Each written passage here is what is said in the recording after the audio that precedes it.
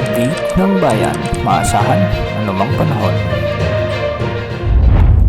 Magandang oras po sa ating lahat, narito na ang latest update sa lagay ng ating panahon ngayon at sa magiging lagay ng panahon sa susunod na 24 oras. Sa kasalukuyan ay maraming lugar lalo na sa Visayas at Southern Luzon ang nakakaranas ng mga malalakas na pag-ulan dulot ng umiiral na shear line at ito ay nakakaapekto ngayon sa malaking bahagi ng Southern Luzon at Visayas. Samantalang Northeast monsoon na amihan pa rin ang nakakaapekto sa nalalabing bahagi ng Luzon.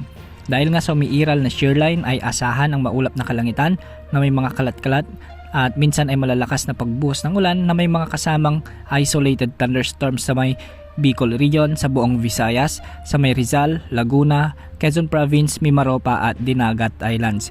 Ito ay dulot ng umiiral na shear line kaya posible ang banta ng mga biglaang pagbaha at pagguho ng lupa lalo na kung may mga umiiral na katamtaman hanggang sa kung minsan ay malalakas at hindi rin inaalis ang posibilidad ng mga matitinding pagbuhos ng ulan.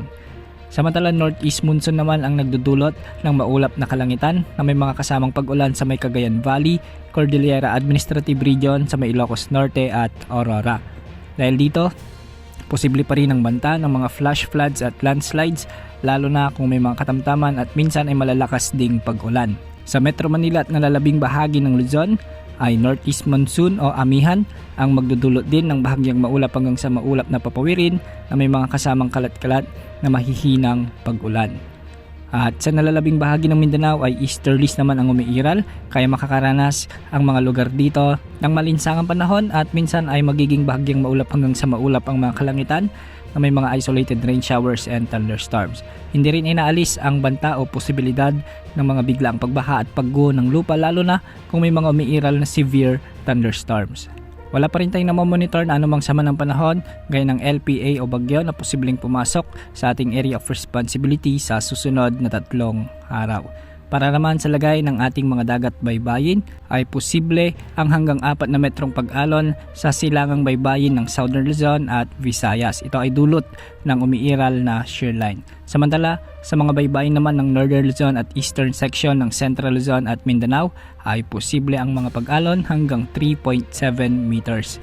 At sa nalalabing baybayin ng ating bansa ay posibleng umabot ang mga pag-alon hanggang 2.5 meters. Base naman sa inilabas ng Pag-asa na heavy rainfall outlook dulot ng umiiral na shear line ay posible ang mga heavy to intense rains o katumbas ng 100 to 200 mm na pag-ulan sa bahagi ng Albay, Sorsogon, Masbate, Northern Samar sa may Samar Province at Eastern Samar.